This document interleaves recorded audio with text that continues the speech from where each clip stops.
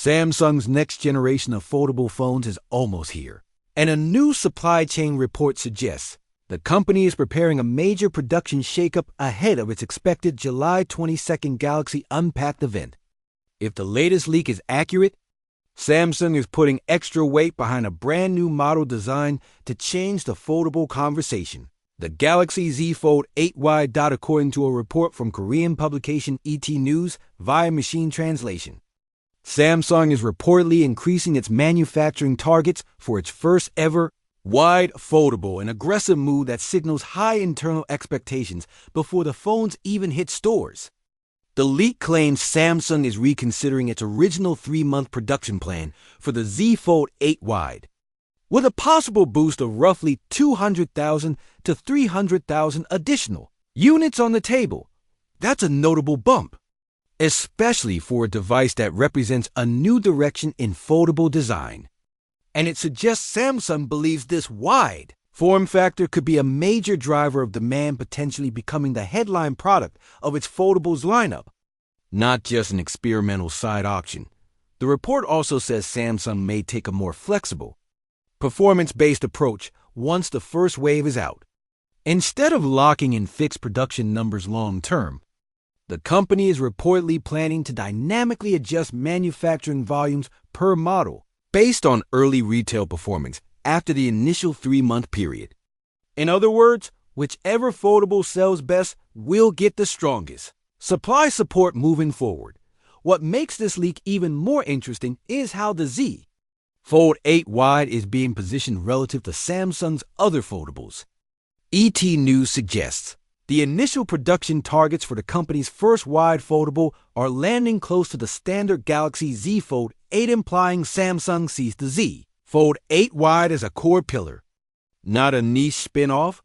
But the same confidence does not appear to extend to the Galaxy Z Flip 8. According to the leak, Samsung has not ramped up production for its clamshell foldable in the same way. While specific final figures aren't confirmed, industry watchers reportedly believe Samsung's more conservative approach is tied to declining Galaxy Z Flip 7 sales last year. If that trend continues, Samsung may be choosing to prioritize its book-style foldables, especially premium models, over the Flip line that once helped foldables go mainstream. The timing of this strategy shift also matters, because the foldable market may be heading into its most competitive era yet. Multiple forecasts suggest 2026 could be a breakout year for foldables, with book-style devices projected to grow by around 20% globally. And looming over every foldable conversation is the same threat and opportunity Samsung has been tracking for years: Apple. Analysts increasingly believe Apple's first foldable iPhone could arrive soon and reshape demand in key markets like the United States.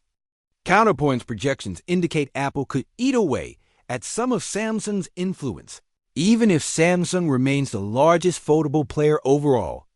In fact, Samsung is still expected to hold roughly 31% market share, though that would be a noticeable drop from about 40% the year before. If Samsung sees Apple entering the foldable space as inevitable, doubling down early on premium book-style foldables could be a deliberate defensive move. Still, a wide foldable is not a guaranteed win, even if Samsung is preparing for higher demand. Online reactions to the rumored wide form factor are split. Some users are excited by the idea of a bigger, more usable outer display and a more tablet-like inner screen experience. Others are worried the wider passport-style design could introduce new usability compromises, including awkward one-handed handling, pocketability issues, and app scaling that might look imperfect depending on aspect ratio and developer support. That's the real test Samsung is walking into, not just whether it can build the Galaxy Z Fold 8 Wide at scale, but whether the design actually solves problems people care about without introducing new ones. A wider foldable could be the upgrade many users have been waiting for, especially those who want a foldable that feels less like a tall, narrow remote control when closed. But if the ergonomics don't land, or if the software experience feels inconsistent, the market could respond more cautiously than Samsung hopes. Ultimately, The success or failure of the Galaxy Z Fold 8 Wide will be decided after launch when pricing, real-world comfort, app behavior, and durability all become clear. If Samsung nails the balance and the price is competitive, increasing early production won't look like a gamble at all.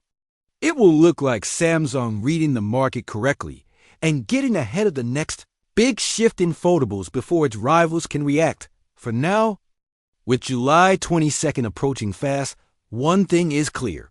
Samsung isn't just preparing new foldables. It's preparing a new foldable strategy, and the Galaxy Z Fold 8 Wide appears to be at the center of it.